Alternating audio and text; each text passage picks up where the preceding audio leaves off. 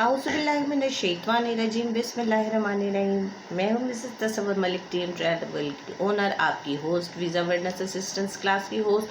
आज एक बार फिर आपके सामने हाजिर हूँ बहुत ही अच्छी इन्फॉर्मेशन के साथ। बहुत दिनों की लंबी तवील इंतज़ार के बाद, वो कहते हैं ना कि बहुत देर की मेहरबान आते आते, तो जनाब उस हिसाब से कहेंगे कि एक बहुत बड़ी और बहुत अच्छी ख़बर है पाकिस्तानियों के हवाले से।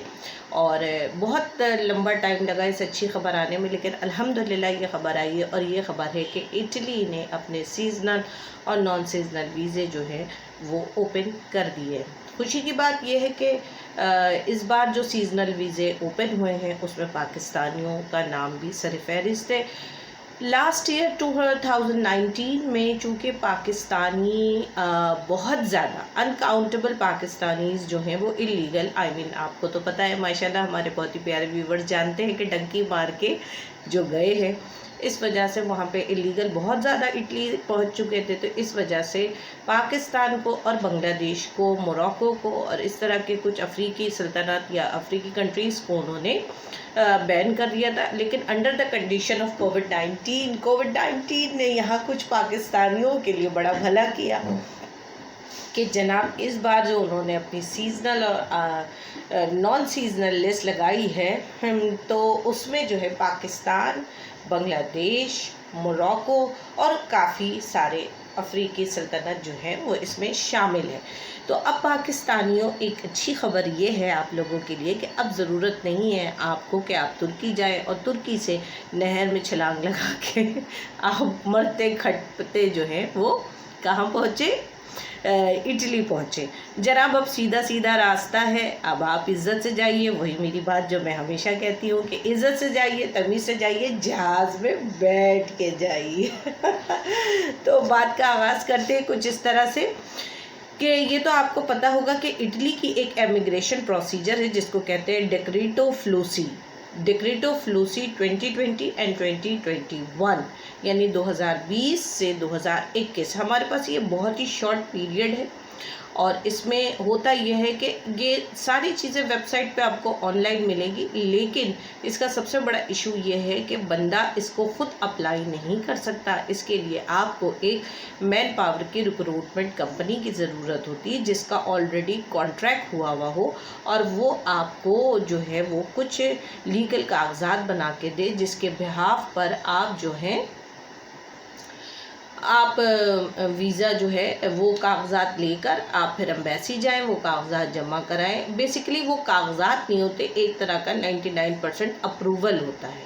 और फिर आप जब एम्बेसी में जमा कराते हैं तो उसके बिहाफ पे आपको एम्प्लॉयमेंट वीज़ा, वर्क परमिट मिल जाता है। इसमें दो कैटेगरी होती है। एक कैटेगरी आती है अपना खेती बाड़ी एग्रीकल्चर के साइड पे, और दूसरी जो आती है नॉन सीजनल, वो आती है उसमें वेटर हैं, क्लीनर हैं, कंस्ट्रक्शन वाले हैं, टूरिज़्म वाले हैं। लेकिन आपको ये स्टेप बहुत जल्दी उठाना होगा। 13 तारीख को अनऑफिशियली अनाउंस हुआ था। 16 तारीख से ये जो इंटरेस्टेड, जो बिल्कुल सीरियस कैंडिडेट हैं वो ज़रूर अप्लाई करें, वो राब्ता भी करें।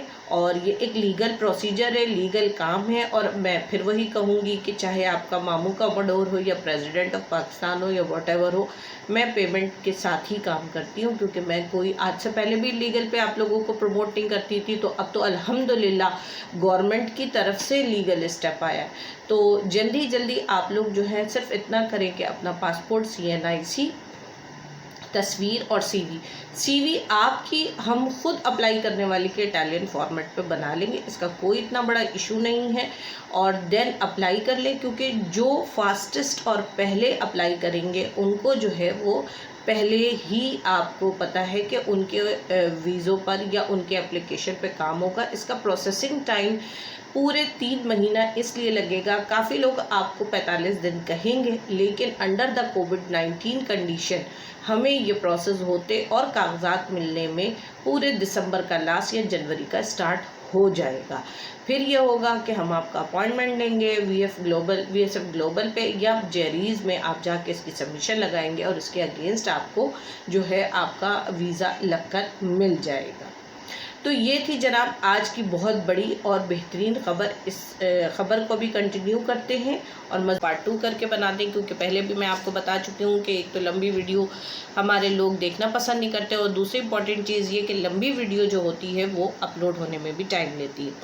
तो डेक्रेटो फ्लूसी जो है वो इनका एक इमिग्रेशन प्रोसीजर होता है, जिसमें मैंने आपको बताया इन्होंने तकरीबन 30,875 वीज़े 879 वीज़े निकाले हैं। इन्होंने पोस्ट निकाली है, सीट निकाली है, जिसमें से 18,000 सीजनल हैं और 12,000 समथिंग जो है वो नॉन सीजनल हैं, जिसमें से 6,000 वीज़े जो है एग्रीकल्चर के लिए और 6,150 जो है वो नॉन एग्रीकल्चर के लिए, जिसमें टूरिज़म के लोग भी जा सकते हैं, जिसमें क्लीनर, वर्कर, कंस्ट्रक्शन कंपनीज़। लेकिन एक चीज़ मैं आपको फिर दोबारा क्लियर करूँगी कि आप सब कुछ कर सकते हैं लेकिन ख़ुद अप्लाई नहीं कर सकते। आपको अप्लाई करने के लिए एक रिक्रूटमेंट कंपनी की या एक ऑलरेडी जिनका पहले से कॉन्ट्रैक्ट हुआ हुआ, लाइक जैसे हम लोग हैं, हमारा पहले से कॉन्ट्रैक्ट है, हमारे पास आपको बुलाने के लिए पेपर्स मौजूद है, जिन लीगल पेपर्स के थ्रू हम आपको बुला सकते हैं। तो this is the right time, आप अप्लाई कीजिए और मुझसे रब्ता करें।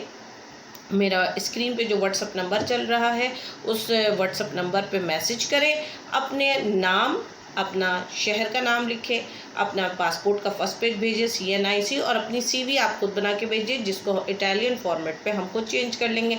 मज़े की बात यह है कि आपको वहाँ पे खेती बाड़ी का काम अगर नहीं भी करना है तो जस्ट आप एक लीगल वर्क परमिट लेके इटली में पहुँच चुके होंगे। चूँकि इस बार इटली पाकिस्तान को या दूसरे ममालिक को क्यों बुला रही है, ये एक बहुत ही इम्पॉर्टेंट सवाल है। इसलिए बुला रही है कि इटली ने बहुत सारी फैक्ट्री लगाई है और बहुत सारा काम होता है जिसके लिए उसके अपने मुल्क के और यूरोप के लोग कम पड़ रहे हैं। इस वजह से उसने इस बार ये बैन उठाया है और अंडर द कोविड-19 की सिचुएशन को देखते हुए उसने इस बार पाकिस्तान, ठीक है बांग्लादेश हमारा पड़ोसी मुल्क है और हमारे लिए बहुत इम्पॉर्टेंट है, लेकिन चूँकि शो जो है वो हम अपने पाकिस्तानी भाइयों के लिए कर रहे हैं तो ज़्यादा एम्फेसाइज करेंगे। बट ये है कि इंडियन लास्ट टाइम भी बहुत गए हैं, इंडियन इस टाइम भी जा सकते हैं। रब्ता मुझसे इंडियन भी कर सकते हैं, नेपाली भी कर सकते हैं। जिन जिन कंट्रीज़ को इटली ने इजाज़त दी होगी वो सब मुझसे रब्ता भी कर सकते हैं और अप्लाई भी कर सकते हैं। अप्लाई करने का बहुत ही आसान तरीका है, इसके चार्जेस भी बहुत हद तक नॉमिनल है, और प्लस ये है कि 3 महीने का ये पूरा प्रोसीजर लगेगा। लेकिन इनिशियली अप्लाई आप अभी से लेकर अक्टूबर या नवंबर के सेकंड हाफ तक आपने अप्लाई कर लेना है, क्योंकि इस वक्त वही बात चलेगी कि जल्दी अगर हम अप्लाई करेंगे तो हमारा केस फास्टेस्ट तरीके से जाएगा।